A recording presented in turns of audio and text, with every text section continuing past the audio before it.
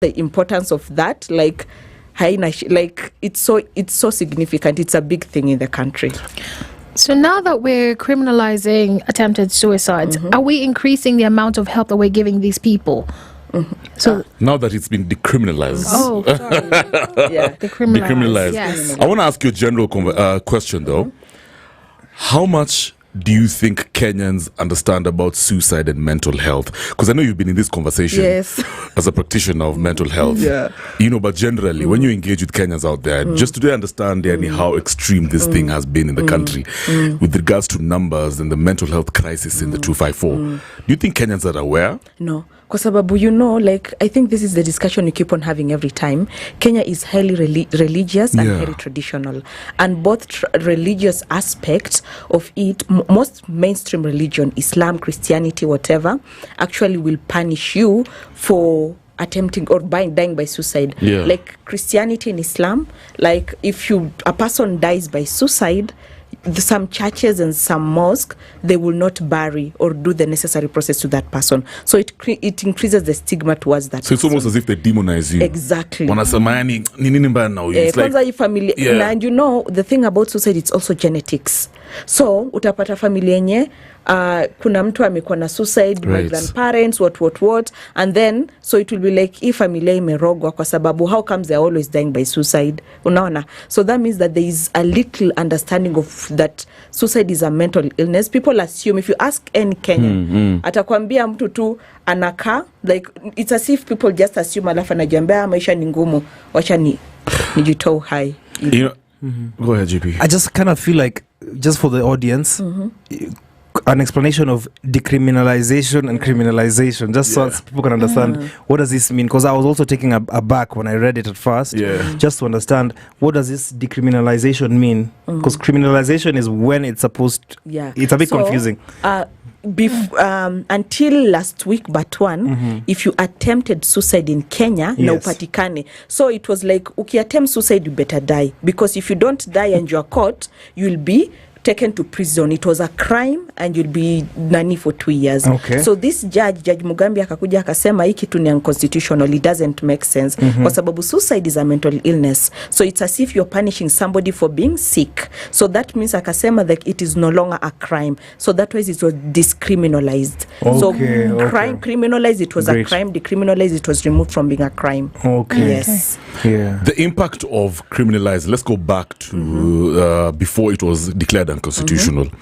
How did it negatively affect people who suffered from mental health issues? Knowing that unajua, if I attempted suicide, ningelala ndani, what was the impact of that? The impact was, until now, we do not have the accurate data of people who die by suicide.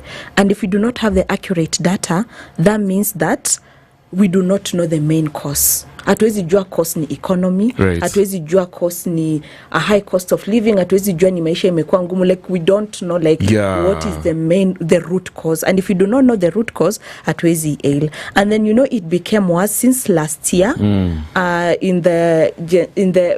the protest started until now.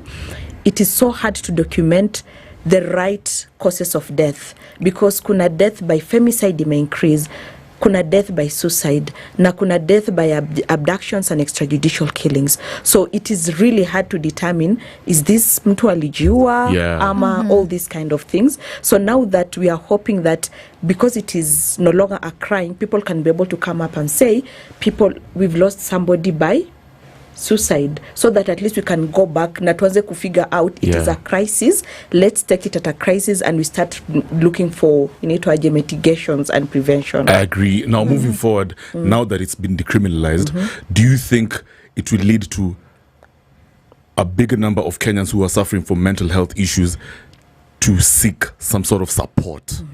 Are we going to see now some positive impact on society, if I can put it like that? Now people are going to normalize this conversation and say, you know what, I've attempted suicide before and I really need some help. You can actually openly talk about it.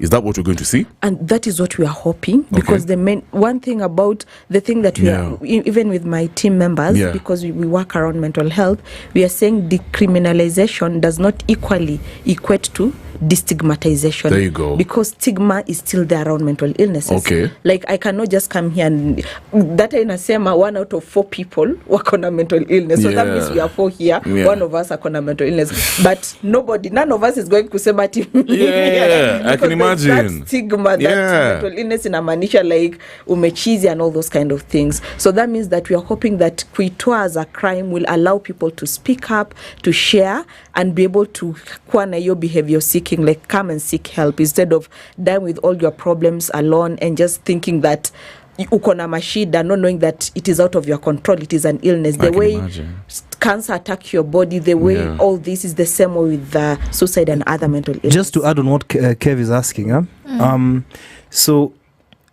I'm looking at this in a very different angle. At the same time, I'm feeling like, will it not encourage other people now to think that suicide is now a way to go? Because it was criminalized before. So you knew if I don't die, I'm going to go to jail. But now it's decriminalized. Will more people will try and experiment with this? I think people already do, and it's just not documented. That's the thing. We only have the data of those which have been documented. It doesn't mean that we all, like, if you talk to people, they'll tell you that a relative or somebody, a close person or what, but it is not known that they attempted or what. It's just that. So for us, we are hoping like that it will lead to more documentation and people reaching out. But if you also look at the main reason as to why suicide was stigmatized, was a crime, it came from the Victorian area, the time we were colonized. So tumebeba hizo rules from that, and the main reason these people came up with that suicide is attempted suicide is a crime was because if you are captured to be enslaved or under occupation and whatnot, the first thing is that people think like I rather die, I rather kill myself rather than being a slave. Correct. And I bought you. How? Like, why are you killing yourself? I can incur losses. Exactly. That's exactly. a loss. Yeah. So that's why they had to like put it like in a crime. Profound. So you see, and that is why it is all over this like most British colonies. You see, so it was like it wasn't even for our mental health. It was because for them to protect what they had. Exactly. Let's say assets. Their assets. That's crazy. Yeah. Wow. That, you know what? Thank you for educating us. But let me ask you, under this new, this new ruling, what role does law enforcement have in assisting people who are at a risk of committing suicide? You know, of course, under this new legal framework, you know, so basically, do we expect to see even cops now jumping in and say, hey, please stop it, let's talk about this, you know, stuff like that, the way they do it in the movies, right? Are we going to see now the law enforcement more proactive in assisting citizens who are at a risk of committing suicide? Is that what we're expected to see moving forward? So, but the thing is, first of all, it has been decriminalized, but we have not gotten the official gazettement or notice from the government that this is supposed to happen. So if we don't, like, that is what we are pushing for. Like, if it comes from the Ministry of Health and the government itself to say that we have acknowledged and recognized this, now it is easy to pass it to everybody and say that. But even for me, as a person who usually look at criminal justice and health justice, I will want to, I think there is a gap that the lawyers, the people in laws and mental health practitioners need to come together and figure their way forward. Because remember, there's some people who are still in jail because of that. So what is going to happen to them? Interesting. What do you foresee happening to them? So that is the discussion. That is why we need all stakeholders to come together, because this is the first time we are having it. Not like we are going to borrow from another country that happened and this is what you are going to do it. So we are waiting once like it comes from the Ministry of Health or from the Gava, we can be able now to bring all the necessary stakeholders and say, okay, what are the laws inside in making sure that we address the injustice that has happened? Are we going to release those people? Are we going to educate the police members, the general public in regards to this? Because if a person is found attempting suicide by any Kenyan, in the coast they told us wakipata mtu anatry kujirusha in the ocean, because that's the thing that happens in the coastal region, they remove you and then they beat you. Are you serious? Yeah. They actually do that even to a corpse. Yes. So what are we going to do? Like, do we need like a whole reshuffle of everybody to know that? How are we going to make sure that it sinks in people's mind that this is no longer a crime. Now that you've mentioned that, obviously there needs to be more people being taught about mental health, Yes. because it seems like most of us are uneducated about what mental health is and how it can affect different, people. So are you seeing a growing trend of people actually talking about it now, forming groups and forums and foundations to, to sort that issue? Yeah. That is what we do. Like with my organization Nivisha, we make sure that we do that. And also like media, because I usually feel like media usually has the ability to pass information to general message or to control a narrative or something of the sort. So in working with you guys in making sure that people understand these things. Because if I talk today, maybe we have thousands of listeners listening, and maybe this is what they are supposed to listen to know that this is. So how do we work? Everybody, I feel like each and every person, the media, the policeman, all of us have a role to play to make sure that we are living in this. We are not just passing a law, but making sure that we are living. Because each day, in Kenya, the latest data and statistics shows that in Kenya, 4 people lose their lives by suicide daily. Wow. Daily? How many? 4. Daily. That's That crazy. is a crazy statistic. Let me ask you, so as a mental health practitioner, how are stakeholders in this field of mental health, how do they react basically to this ruling? First of all, I think for me, this ruling was so personal. One of the petitioner, who her name was Charity, the ruling was supposed to be held in December.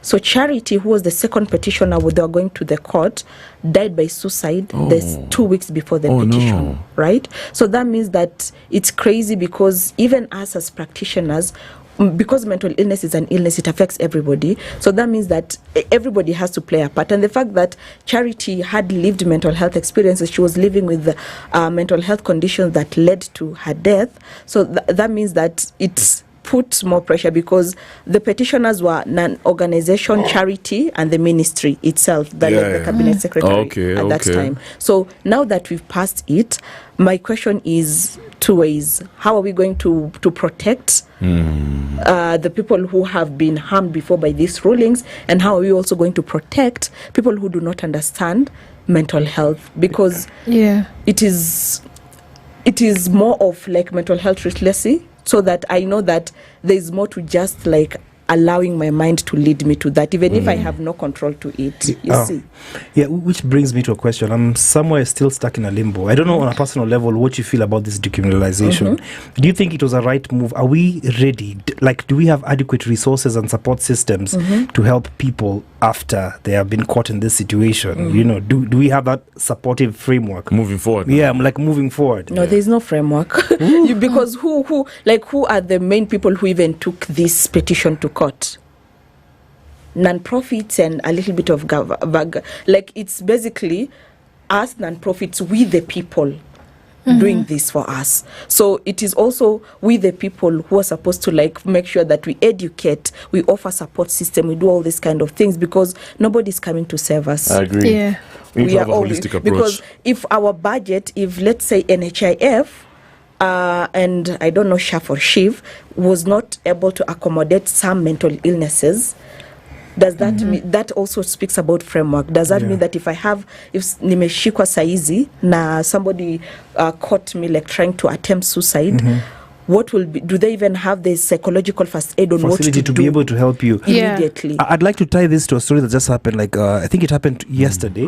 There's a lady. She's called Salome Wanjiro. She's a middle-aged woman, and she was accused of stabbing her boyfriend. And she stabbed the guy 27 times.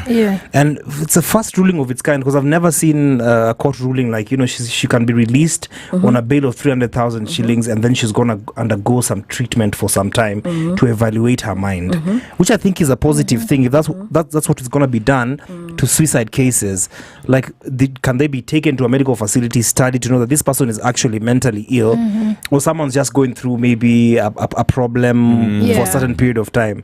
So I don't know how it's going to play out. It's hard, because now that is where the criminal justice system and the health justice system has to come together. Kwa sababu you see how mental health can be weaponized.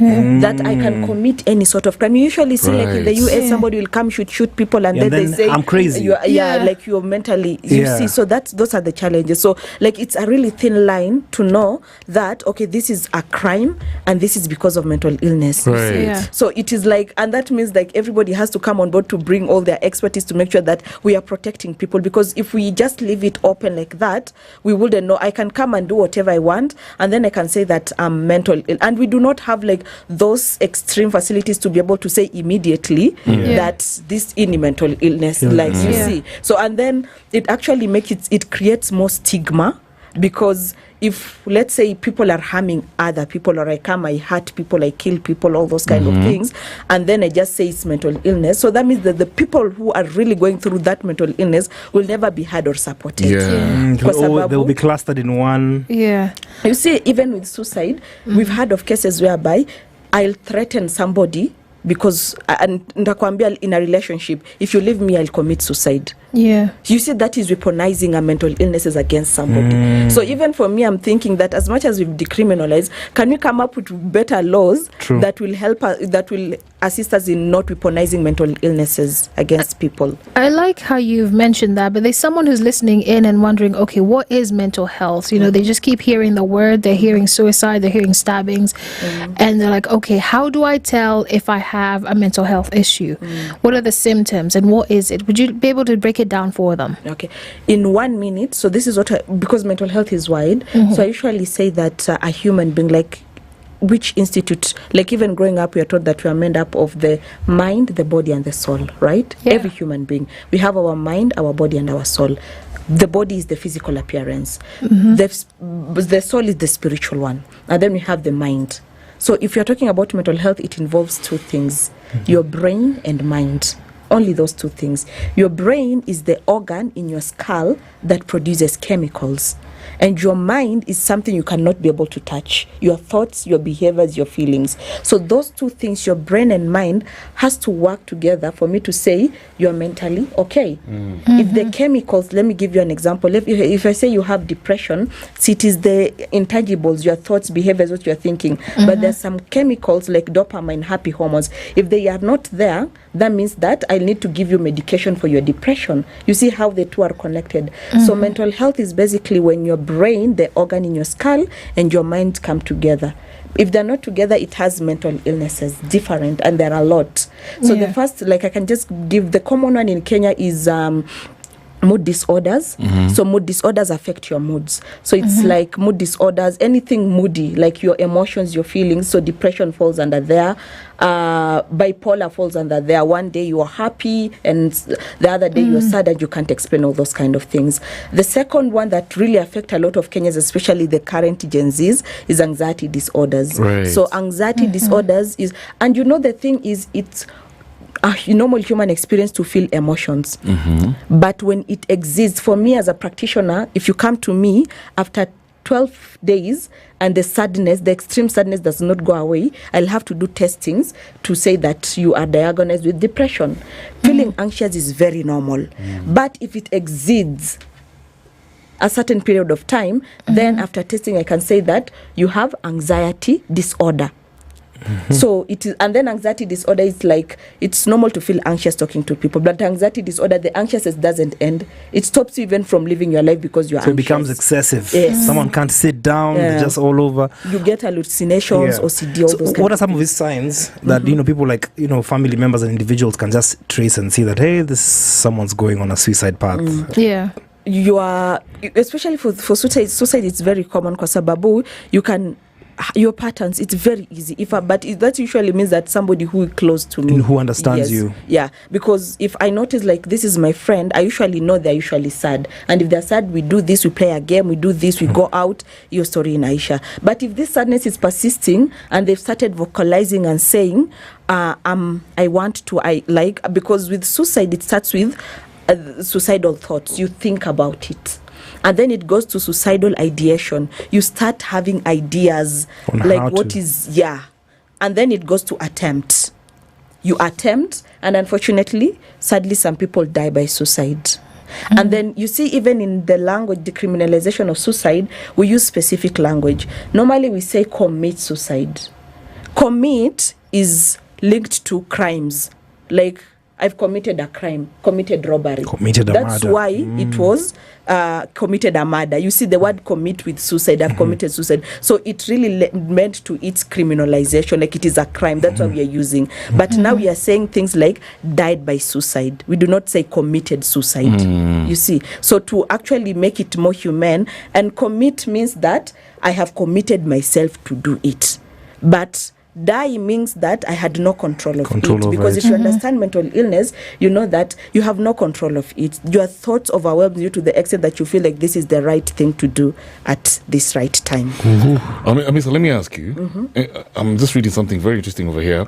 And they're saying, according to a recent study by the American Psychology Association, approximately 70% of Gen Z adults have experienced symptoms of anxiety and depression. 70, I think it's a huge number. Yes. Most of them are attributed to stressors in the work environment, such as high performance expectations, unrealistic targets, compulsory remote working in some organizations, and a lack of work-life balance.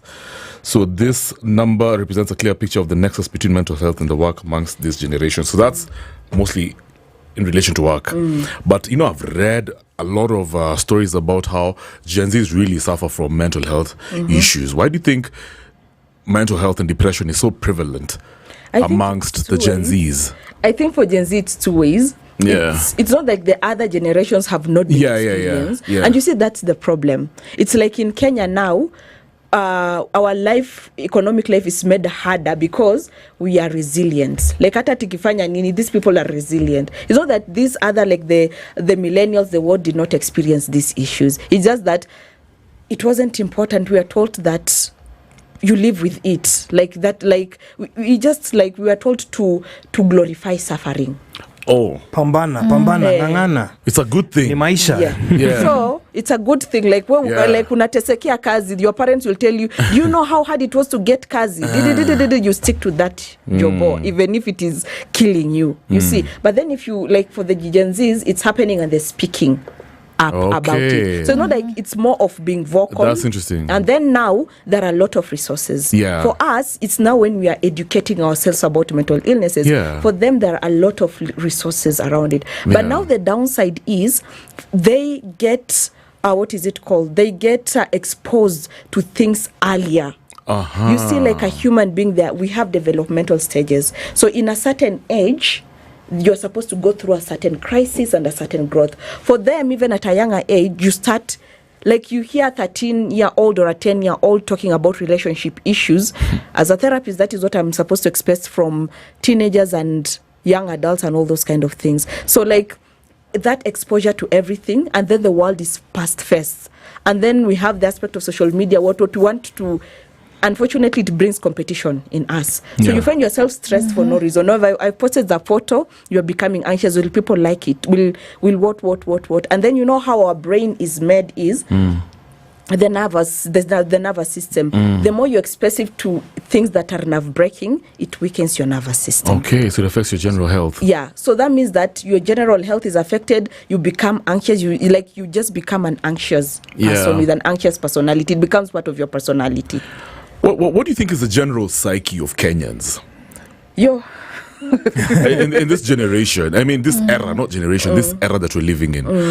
What is the mental state of Kenyan people out there? When you engage with Kenyans on social media, on the ground, what's your perception of us guys out here? Are we stressed?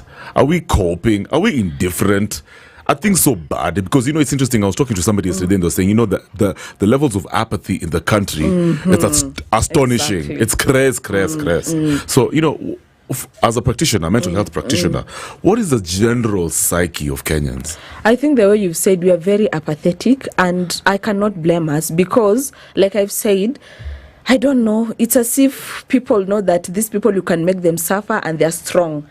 I don't know until, because, you know, like I've said, we are three: mind, body, and soul. So just because physical body, you can see somebody is broken physically, they cannot walk, what.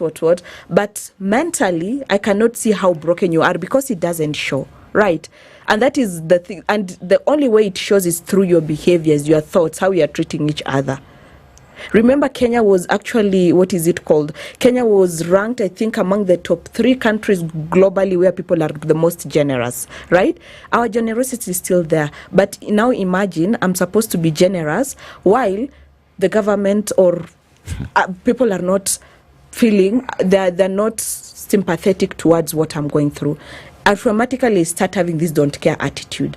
And that is why everything is interconnected. Until we face the economic issues, femicide is not going to reduce. Femicide is going to increase. Okay. Because if I'm apathetic, and in mental health there's something called projection. We always project our issues to people who are lesser than us. So boss wako akikupigia kelele, hautampigia kelele. Yo kisirani utapelekea your colleague or somebody who is junior than you. So if I don't have money because the government cut us huge amount of taxes from my pay slip. Now you're mistreating your household. Exactly. Or your kids. Or your partner even. Yeah. Because ye kazi yake maybe she's not working, anakula tu mshahara ajui venye wewe unateseka. So that means a lot of femicide cases, a lot of suicidal cases are going to be on the rise. I want to wrap up like this. And by the way, guys, if you're just joining us, we're hanging out with Amisa Rashid Ahmed.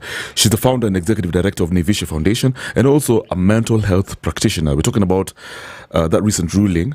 It's all about decriminalization of suicide in Kenya. Now, that ruling, what sort of impact do you think it's going to have in the region? You know, what is the situation? Excuse my ignorance. Other East African countries, is it criminal to commit suicide? Yes. And so, what do you think this ruling, what sort of impact is it going to have in, let's say, Uganda, Tanzania, Sudan, Congo? What do you foresee happening? I see now that people saw it's possible, because people didn't know that you can actually go and petition something that it's in the thing and then let it being decriminalized. So now that they've seen it, I've had a lot of our partners in different countries who are working in mental health saying that it's something they would want to talk about it. Yeah. And the good thing about us as Africans, or let's say the Gen Zs, is if something is happening, you find that it has a way of spreading. I agree. Yeah. So my hope is that each African country, as in, I'm tired of I'm so anti-colonial. I'm always talking about decolonizing everything. We need to decolonize ourselves from everything. So this is first step of decolonizing our rules and our law courts and our orders away from what these people set for us. We need to question these things and set up things that works for us as Kenyans. Let's finish up like this. What's your message to people who are struggling from suicide thoughts and mental health issues right now in the country? Now that it is no longer a crime, please reach out. Reach out to whichever mental health institute or organization that you know, or individual working in the mental health sector, to get you the necessary support to go forward. Right. Yeah. Thank you so much, Amisa, for checking in. Very, very profound conversation we've just had right now. Guys, once again, that is Amisa Rashid Ahmed, founder and executive director of Nivisha Foundation and a mental health practitioner. We've been talking about the decriminalization of suicide in the 254. Asante sana.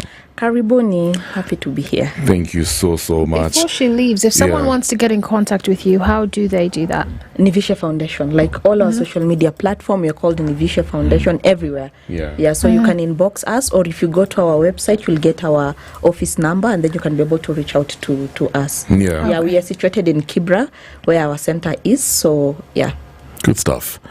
When we come back, more conversations. You get value upon value. We're going to be talking with Dr. John Kioko. He's the CEO of Residence Technologies. And in this show, we like everything tech and anything innovative. Absolutely. It's all about transforming the housing market with data-driven insights. Who are deadly. But right now, some neo soul for you. King Sis, you. It's 9 minutes after 8. 94.4 Spice FM, Nairobi.